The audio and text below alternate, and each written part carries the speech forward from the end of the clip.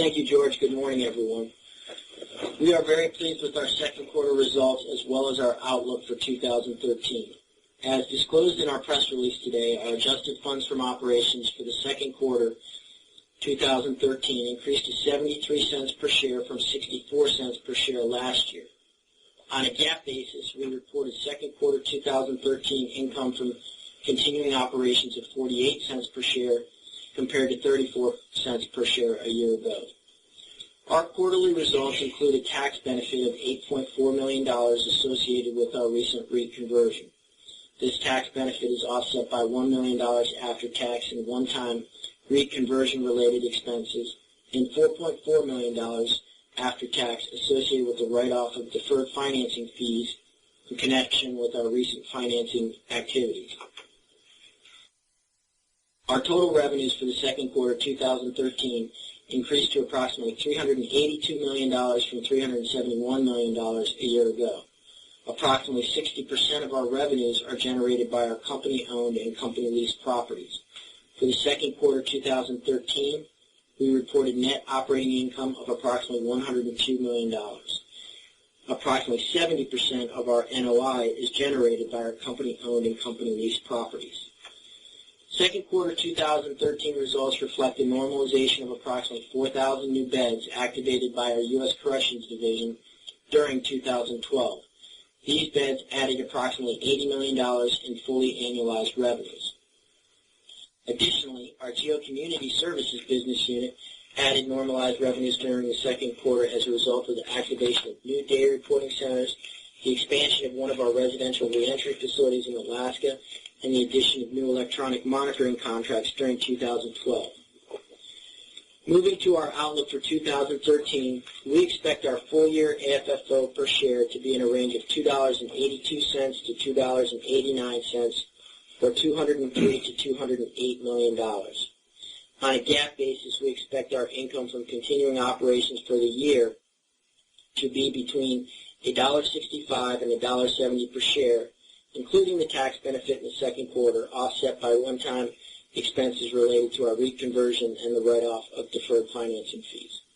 We expect our full-year revenues to be in a range of $1.51 billion to $1.53 billion. Our NOI is expected to be in a range of $411 to $419 million, again with approximately 70% of NOI being generated by our company-owned and company-leased properties. Our guidance does not assume the potential reactivation of our idle facilities totaling approximately 6,000 beds or any new projects, both of which would represent significant upside to our financial performance. With respect to our third quarter 2013, we expect revenues to be in a range of $378 million to $383 million. We expect our income from continuing operations for the third quarter to be in a range of 42 to 44 cents per share, and we expect our third quarter 2013 AFFO per share to be in a range of 70 to 73 cents. With respect to the fourth quarter 2013, we expect revenues to be in a range of $378 to $383 million. On a GAAP basis, we expect our income from continuing operations for the fourth quarter to be in a range of 42 to 45 cents per share, and we expect our fourth quarter 2013 AFFO to be in a range of 70 to 73 cents per share.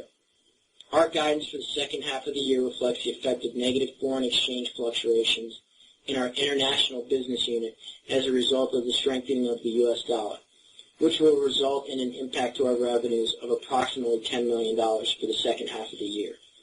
As George mentioned, during the second quarter, we completed an amendment to our senior credit facility, which is now comprised of a $300 million term loan and a $700 million revolver.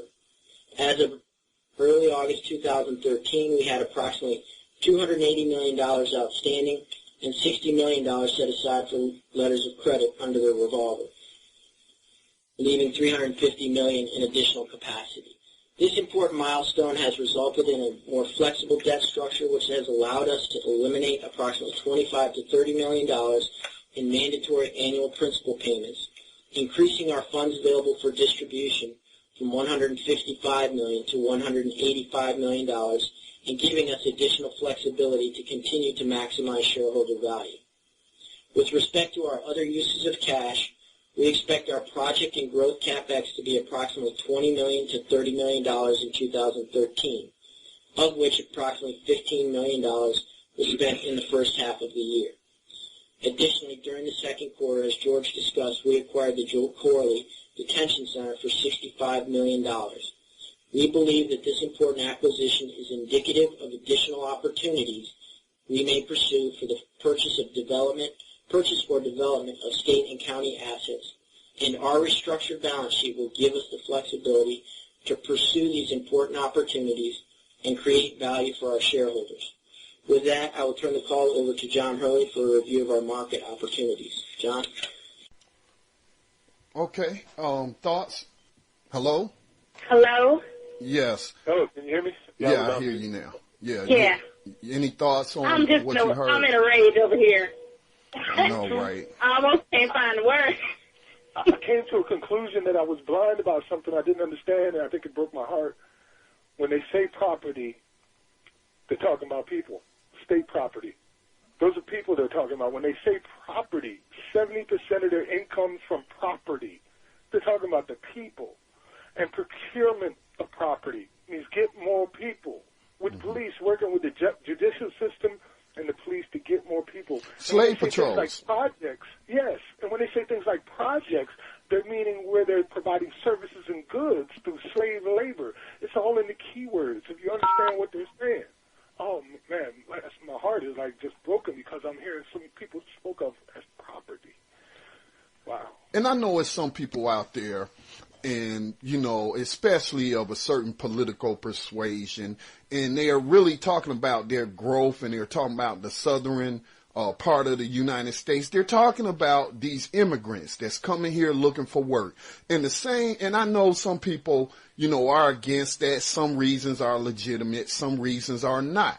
Okay. But the same way that I won't judge why a person decides that, you know, I got to go prostitute my body out here to bring in some money so I can eat or pay my rent or whatever, or I got to go sell some weed or something so, you know, I can come up with the money so I can get some school supplies this year for my kids.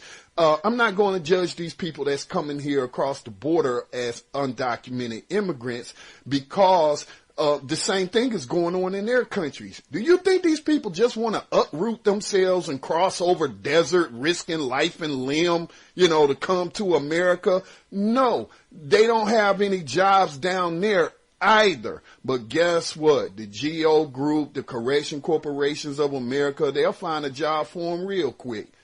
They welcome them. They were talking about astronomical numbers, too. Go ahead, Legacy. It is, because the Corrections Corporation of America is directly behind that SB bill that they put out with that anti-immigrant legislation. It is to keep those prison camps full, and if you are considered undocumented, that means you have no legal rights. That means you don't even exist in the system. There could be a whole entire population of people who are slave labor. They have absolutely no rights, and no one knows because they are not on paper. Right. Well, with the 13th Amendment loophole, it allows the same thing to happen to citizens of the United States. We're allowed to be property. It says specifically, except for prisoners duly convicted. So if you're a prisoner, you can be property. And that's how they've been getting away with it.